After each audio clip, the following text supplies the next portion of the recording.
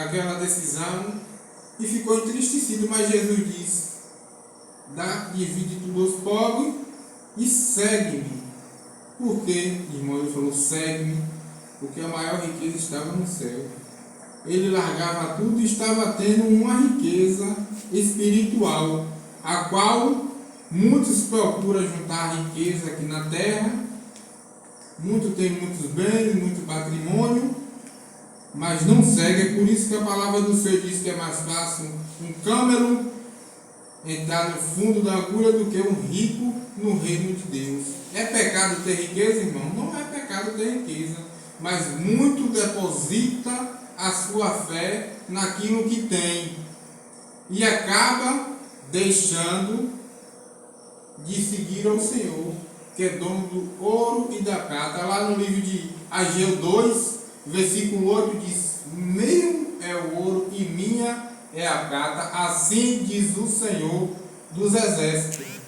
Então aquele homem com todos os bens, todas aquelas riquezas, aquele homem ficou entristecido porque estaria deixando tudo para trás. Mas a gente vamos ver, eu peço aos irmãos que abra a sua Bíblia aí no livro de Naum primeiro. Naum primeiro, versículo 7.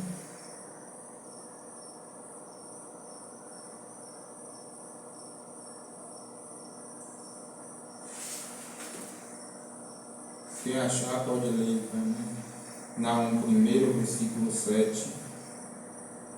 O Senhor é bom, uma fortaleza no dia da angústia. Solte aí. O Senhor é bom. Quando aquele homem falou: por que me chamas de bom? Jesus olhando e disse: por que tu me chamas de bom? Porque bom só Deus. Aquele que enviou seu próprio filho, ele não poupou por amor de mim e por você. Por isso que ele falou isso.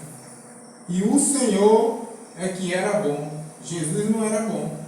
Ele falou que bom era o Pai que o enviou para passar tudo aquilo que era diante de eu e você. E peço também que abra lá em livro de Levítico 18, versículo 5.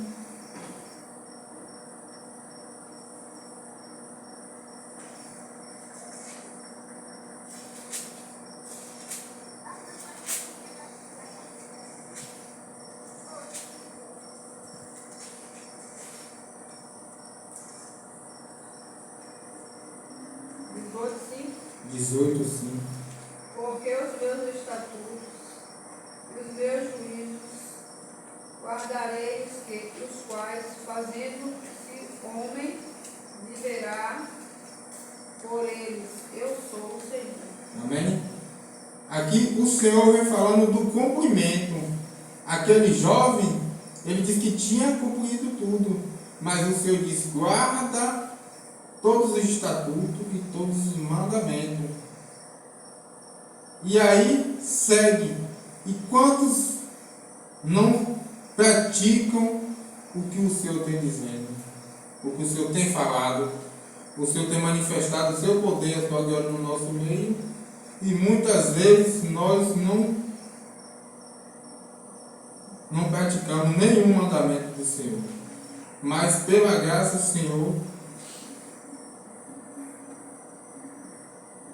Ele nos deu esse poder que todos nós seremos chamados de filho. E lá em Lucas 10, 25 também, vem falando mais. Louvado seja Deus.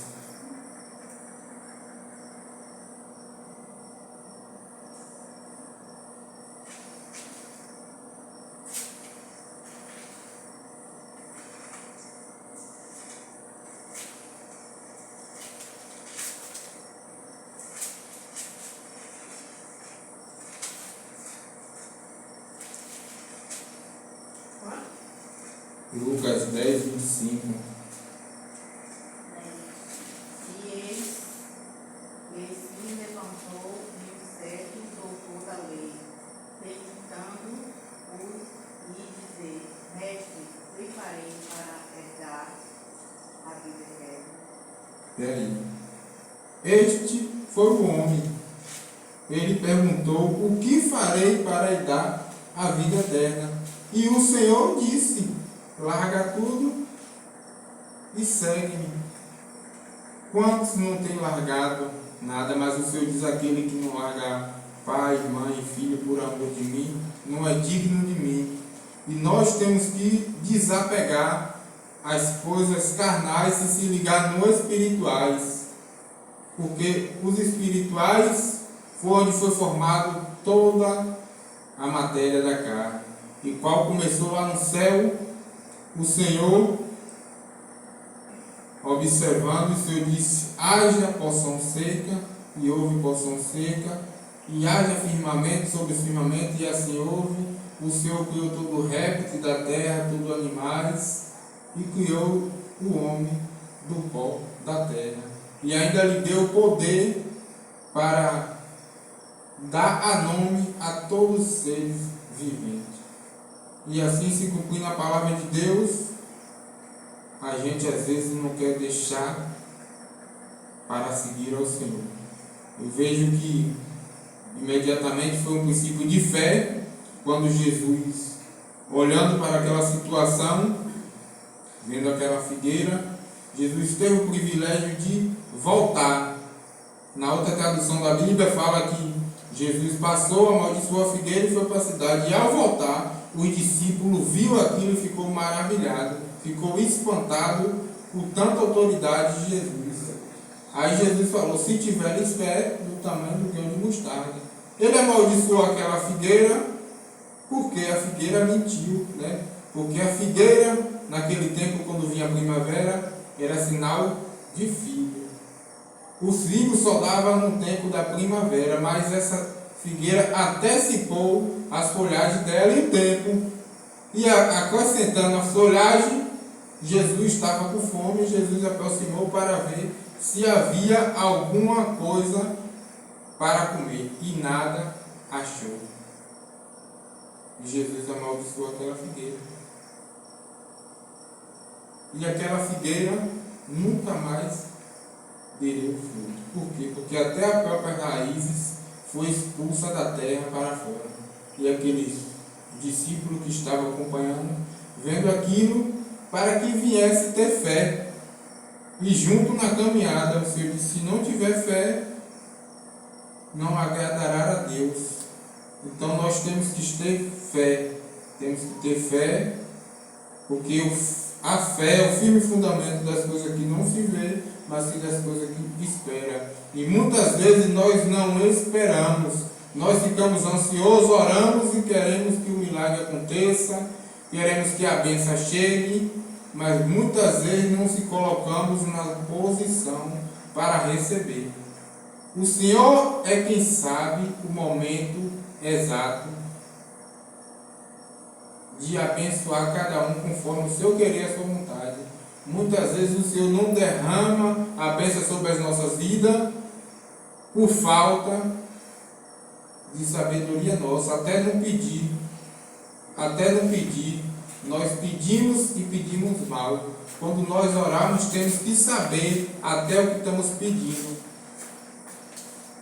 Porque quando nós oramos e pedimos, estava o profeta Elias naquele tempo, Elias profetizou que não haveria chuva diante da terra durante muitos anos. E assim aconteceu. E ele estava na terra, a qual ele precisaria. A sorte é que ele tinha um Deus. Mesmo faltando água, mas não faltou o seu sustento, porque o Senhor é o nosso sustento. E muitas vezes nós ficamos preocupados com o dia de amanhã. E nós não devemos ficar ansiosos nem preocupados com o dia de amanhã, pois o dia de amanhã não pertence a nós, mas sim a Deus. Assim como a ave do céu, ela não plantou nem colheu, mas ela tem o seu sustento. Assim são aqueles que confiam no Senhor. Pode faltar pela manhã, mas tenha certeza que o meio-dia ou à noite a providência de Deus chega. Não adianta ficar ansioso somente em fazer a obra do Senhor.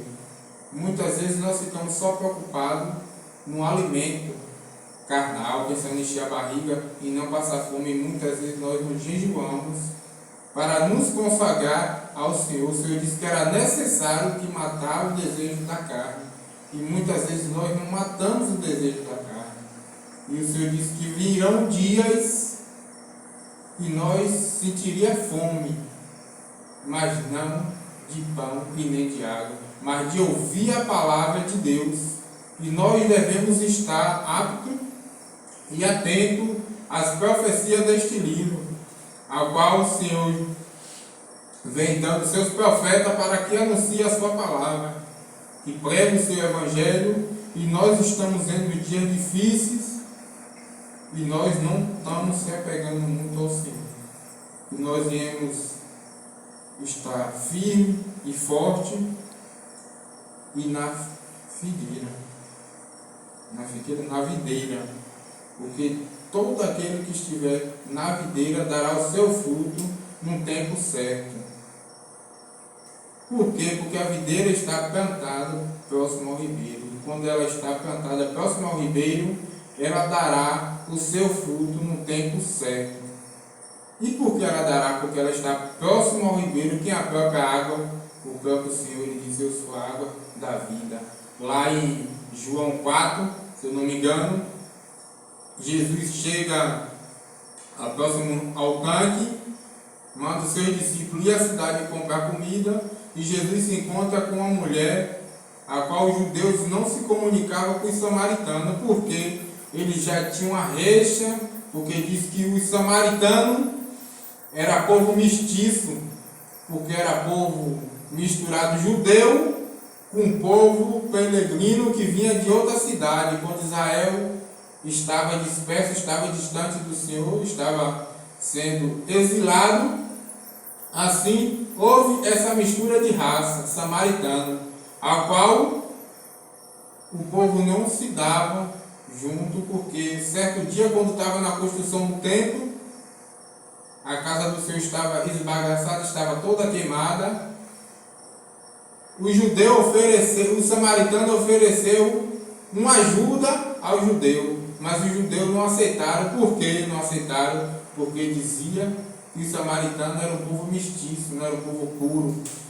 Assim nós vemos os nossos filhos, quantas vezes nós criamos e educamos os nossos filhos no caminho do Senhor, e o nosso filho crente é para ser casar com crente, e muitas vezes quer casar com ímpio ou ímpio com crente.